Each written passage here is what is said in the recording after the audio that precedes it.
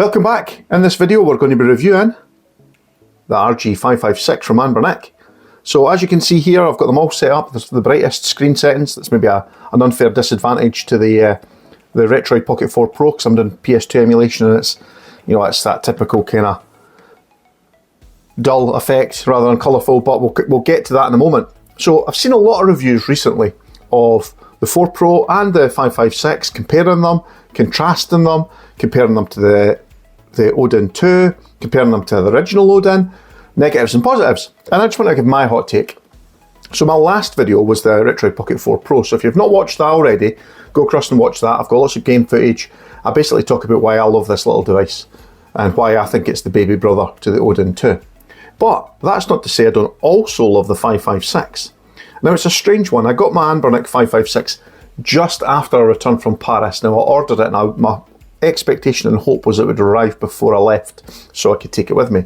So I was a little bit disillusioned by it because it arrived late. I think people are using Go Game Geek and are getting a lot of traction from being sent free review units. Now I used UK What Geek. I'm not sure if that's part of the same company structure, I'm not sure. And their process for ordering and delivery isn't nearly so rapid. So you're looking at roughly a 14-ish day turnaround, which really isn't so slow, but it feels slow, you know, in this modern age where you're used to ordering things and getting them within a day or two. Anyway, the reason I use What Geek is because they often have really good discount codes. And I'm going to include a discount code that I got in the last box, which was with this. And that'll give you a 10 to 12% discount, I think it is, which makes a big difference. Now, I've got these in order of cost, as it cost me, actually. So I'll quickly go over the costs of each device and where I think they sit in a hierarchy. So we'll start with the cheapest product first, the RG556. So full price for this was £159.99, and I was able to get a £19.20 discount. So I got this down to about £140, which was a good price. That was including postage, shipping, all taxes covered. The Retroid Pocket 4 Pro in the UK is £215 roughly, and with a discount that I used, it was a slightly bigger discount than I got on this, 1% more. I got £27, nearly £28 off, which brought the price down to £187. So we're looking at £140, £187, so it's about £50 more expensive. And then we have the Odin 2. Now this is the Pro model. So this one's $399, which I believe is about £300. If I got my exchange rates right, yeah, it's about £300. If you went for the Odin 2 base, that would be $299, which is £238, which means it's, you know, it's an equal kind of step up for each one, about £50 more expensive. Well, a little bit less for the jump to this one up the way. So, which one would I recommend out of the three? You know, if money was no object, which one would I recommend? That's pretty easy, really. I would just recommend the most expensive one. The Odin 2 is by far and away, it's got the ergonomics, it's got the absolute processing power grunt, it's got the biggest battery, it's got very good controls by and large, and it's got an okay screen. They're all 10, well, they're not all 1080p, these two are 1080p. This one is 750, I think it is. So to look at the three screens together, you wouldn't think they were massively different resolutions. That's 1080p LCD, that's a 1080p OLED, and this one is 750 by 1334, and it's also an LCD. So, yep, that's a 6-inch, 5.48, and then 4.7. So, you know, I would say, you know, from a performance point of view or from a price point of view, you know, this is your order. From a performance point of view, this is still your order. From a usability point of view, maybe it's still this. I mean, you can buy a grip case for this, so maybe switch them around that way for a usability point of view. That's probably the least easy to use long term. That's definitely the easiest to use long term, and that's actually very nice, even though it's made it a really hard, shiny plastic. But for me, which one would I buy first, second and third? I would be back to that order, I think, to be honest. There's a number of reasons why. The Odin 2, you can't go wrong with the Odin 2. I mean, it's just an absolute powerhouse. It's actually really well put together. The fit and the finish is really nice. It's a little bit of a smudgeable plastic, this, the clear purple one. But because it's purple and it's clear, you don't notice it in under most light. Just occasionally you'll notice there's a bit of smudginess on that. The Retroid Pocket 4 Pro has probably the best finish of plastic because it's a little bit rougher than the Odin, for example, which is kind of a smooth see-through plastic. This one is a textured see-through plastic, and you can hear it's a little bit rougher, and it's actually pretty nice and easy to hold. Of the three, actually I haven't dropped that, but I have dropped this one once, and I've not dropped the Retroid yet, but it's so small it fits in your hand really easily. This, the Anbernic RG556, is made out of the worst plastic. It's an absolute smudge magnet, it's disgusting. And it's very see-through plastic. As you see, that's a similarity between them all. I decided I wanted a whole range of translucent handhelds, and they're all Android handhelds. Now, I've gone over this before. The Odin and the Retroid Pocket 4 Pro have got the same D-pad, they have got the same sticks for all intents and purposes. Really good travel on these little sticks, I have to say, really good travel. The 556 gets a lot of stick for its sticks. Them being terrible and not really good quality. They're typical Switch sticks. They don't have a huge range of travel in comparison to, say, the Retroid and the Odin, which have a massive range of travel for such small sticks. That said, however, this is still a decent handheld. Let's not kid on. Okay, it doesn't have quite the fit and finish of the Retroid or the Odin, but it is actually better than the sum of its parts. And why did I say that? Well, if I was to say, pick one redeeming feature from each handheld, this absolute powerhouse, that's what I'd say for that, absolute powerhouse. This, pocketable and usable. This, beautiful screen, really decent battery life. So they've all got different use cases for me. Okay, ultimately what you really want is good quality controls and decent amount of power, so they can actually play the games you want. You know, this is lacking in some respects when it comes to emulation. It can only emulate so far. This one's the most restricted. Now, all three of them have got different power profiles, and on the Odin 2, you're never going to use the higher end power profiles. You just don't need them, not at the moment. The Retroid Pocket 4 Pro, you're going to need the power profiles when you're doing some heavier PS2 or maybe some Switch emulation. And the Anbernic 556, you're going to need it for most things. Anything higher than just native Android games, you're going to need to clock this up a little bit. So, I've reviewed this already, I've reviewed that already. Let's just get into the meat and potatoes of this handheld just now. So, again, I've gone over what I like about this and what I don't like about it. Well, everybody's negative about the sticks, so I guess I'll be negative about the sticks. But it's not that bad. My biggest gripe isn't actually the sticks, it's the plastic, really. Now, I believe the black one is a bit nicer finish of plastic, but it's also a bit of a smudge magnet, so all this is getting kind of greasy. It's not so visible because it's see-through. And I do like the fact that you can see right into this. So, while it's cheap, it's not nasty. It's cheap, but it's actually quite good that you can see in. So I want to address some of the negatives that some other YouTubers have picked up. Okay, we've addressed the sticks. They are just Switch sticks. There's nothing special about them. They work. The buttons being a little bit small and a little bit close together, I agree, I concur. The buttons are a little bit small. I mean, even compared to the Retroid has slightly smaller buttons, I would say, but they're better spaced. However, I've got pretty big hands, and I've not had a massive problem with mashing multiple buttons unless I wanted to. So this game in particular, I don't like to use the analog triggers. I like to use the A button to accelerate and then B for boost. And I find I can just one finger out, pressing one button and then just lean across it and press another button. What else can I say? The buttons being on the bottom, that's always been a bit of a pet gripe for me. They should really be up the top here somewhere. But when you're playing it, it does feel quite not cluttered. It feels, out the way, those buttons are not so easy to press. I mean, I've got, like I say, big hands. I don't accidentally push these buttons, so it's not a big issue. The triggers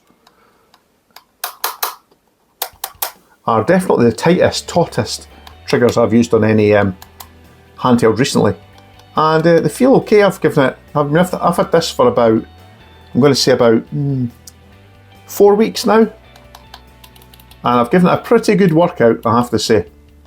And that screen, I mean, God, it's just absolutely beautiful. Such a nice screen. What other features can I talk about? Well, it's not the most, I'm going to say it's not the most sturdy if you drop it. Obviously, you don't really aim to drop your devices, but I did drop this once. In fact, I didn't. I just knocked it straight off the back of my table. I've got another table just like this in my house, and it was sitting on top of the case, and it just slowly slid off. So it fell about, I'm going to say it's about 2.5 feet, and it landed right on the top edge here, smack right down. And when I picked it up, I was, got quite a shock when it actually fell, because it fell onto solid laminate flooring. This panel here that fits in here had just popped out on this edge. I hadn't even noticed. I didn't even notice it for about a week. It was clipped in all the way along except for one clip which had popped out, and it was only when I was sitting, and I've actually recorded a video to review this 3 times now. This is my 3rd time, and I've just scrapped the whole thing before. I noticed when I was about to record it that it looked like there was a bump, and then when I pressed on it, it just clicked back in. But it's a sturdy little unit, I have to say. A sturdy little unit. Still working fine, as you can see. Now, buttons wise, it's got a start, a select button, it's got a home button here, and then it's got this R button, which is just the Anbernic logo. When you push that, it takes you to its own little launcher for launching retro games. Sorry. And I think I've finally set this up. It basically loads up RetroArch once you've ran it, so I don't think much of it, to be honest. So back to this again. I'm going to just overlay tons of footage of just me gaming on this thing, because really everything I've thrown at it, it's managed pretty well. So it will play PS2, maybe not all PS2. It may need some compromise to get some PS2 games working. And for example, I'll show a bit of God of War 2 on this. It looks fantastic, but it's only running at 1x native resolution, or stock resolution basically. And maybe there's a little bit of underclocking going on, but it runs pretty well. As for Switch emulation, it's a little bit subpar. As you can see here, we're running Prince of Persia, and it's just under 50 FPS, 43-ish. So, I mean, it looks okay. It seems to be running okay. Maybe that's how it runs on the Switch. I'm not sure if it runs at native 60. But you could tweak the resolution scale down a little bit. This is running at 1x resolution scale, so 720p. If you ran it down at 540p, it would probably run at 60 FPS. I can't really comment on other games. That wouldn't really be fair to do that here. Now, 3DS emulation is where I think it's at with this handheld. It runs Lime 3DS really, really well. You have to run the high performance mode just to give that little extra boost in power, but it'll run 60 FPS. It's running 2x native resolution, and as you can see here, it looks good. It's running well. There's one of the things you see with Citra is the some of the things like the crates that you pick up, the colours are a bit wonky on them. But with Lime 3DS, none of that issue. You even get the lens flares, all that kind of stuff. It works really well, and it's great having you can do split screen like this with the big screen on the left and the smaller screen on the right. There's a little bit less customization with Lime 3DS, but when it runs this well, it doesn't really matter.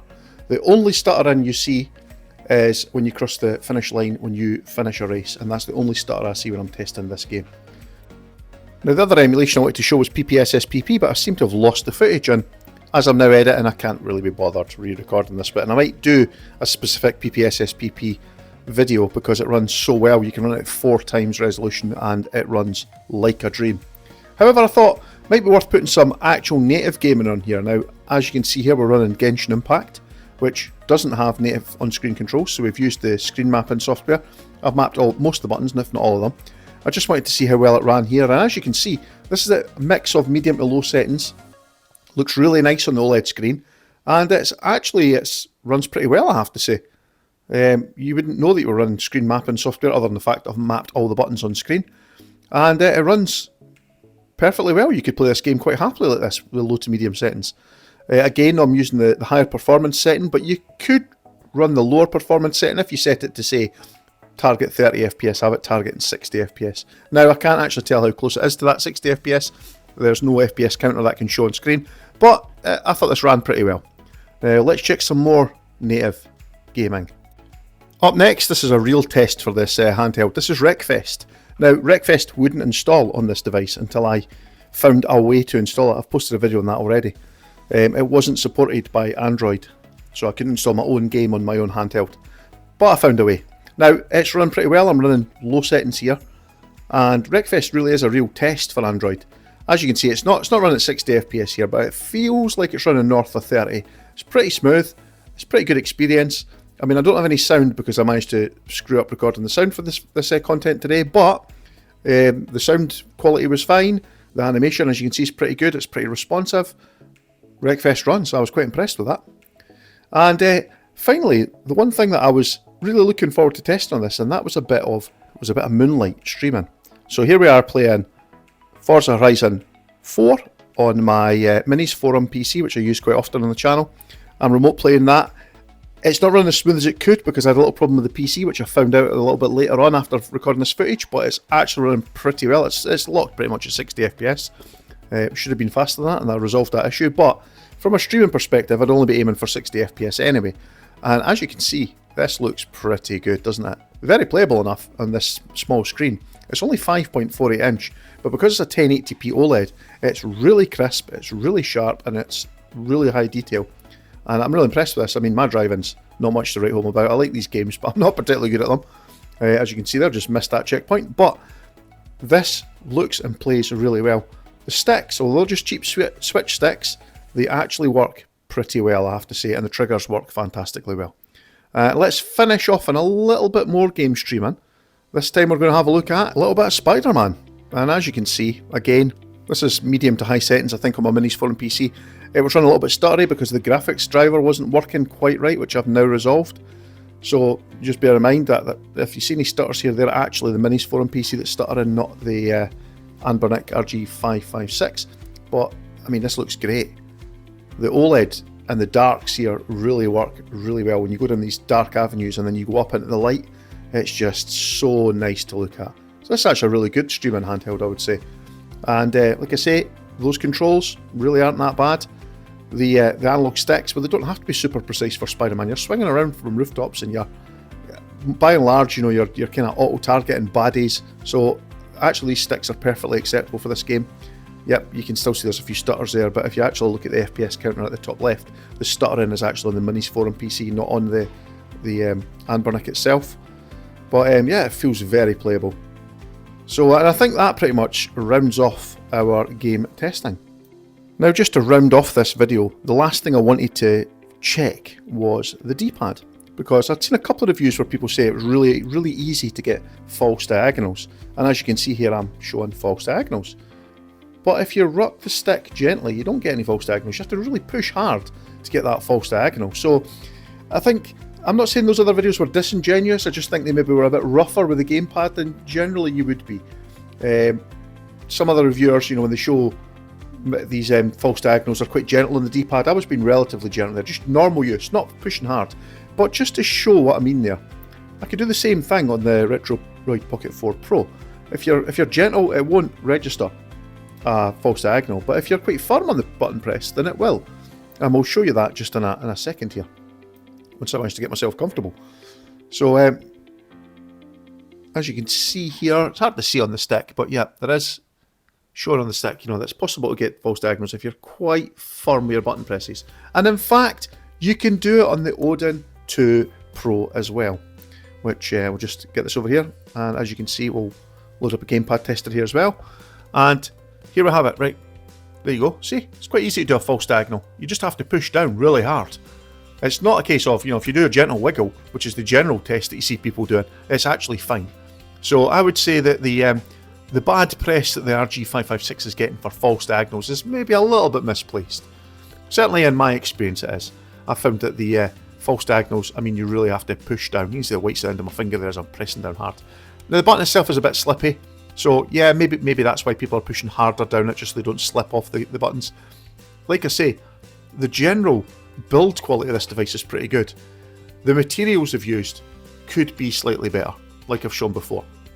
You know, the clear plastic is very shiny and slidey by comparison to the Odin 2 or the Retroid Pocket 4 Pro. They're much more textured coating, and the D-pad is quite a shiny finish.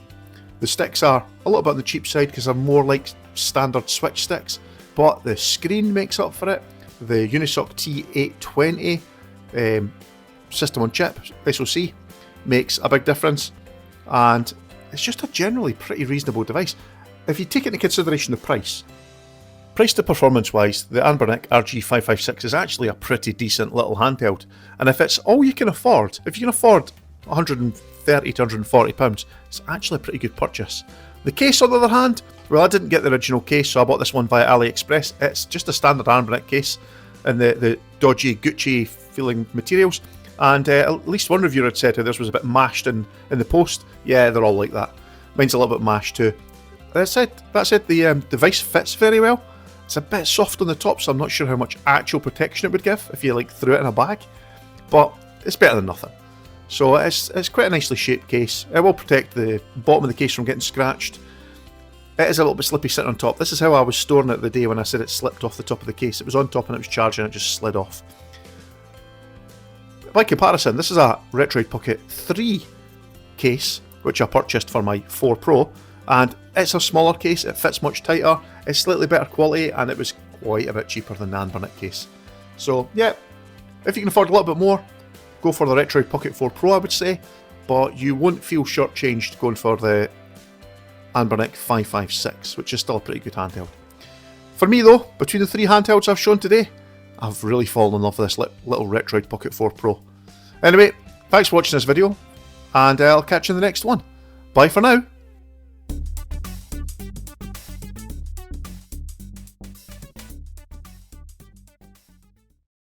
Price to for price blah blah blah blah blah blah blah.